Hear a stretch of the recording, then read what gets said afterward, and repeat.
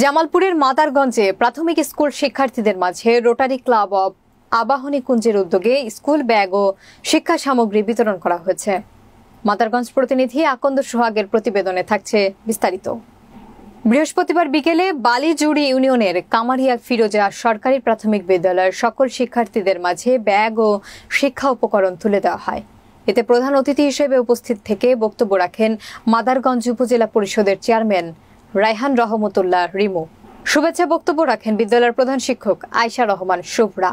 Rotary Club of Abahani কুঞ্জের সাবেক সভাপতি ডক্টর আশরাফুর রহমান MPHF এর সভাপতিত্বে ও charter president KM Enayetul Karim Helal PHF এর সঞ্চালনায় বক্তব্য রাখেন রোটারি ক্লাব অব আবাহনী কুঞ্জের সভাপতি সর্দার মোহাম্মদ রবিউল আলম PHF, সাবেক সভাপতি Sheikh Jahangir Alam PHF, president nominee Mohammad Mahmud Hossain PHF ও রোটারিয়ান ফেরদৌসী আক্তার রেহেনা সহ আরো অনেকে। এ সময় অত্র বিদ্যালয়ের শিক্ষক শিক্ষার্থী এবং তাদের অভিভাবকগণ উপস্থিত ছিলেন।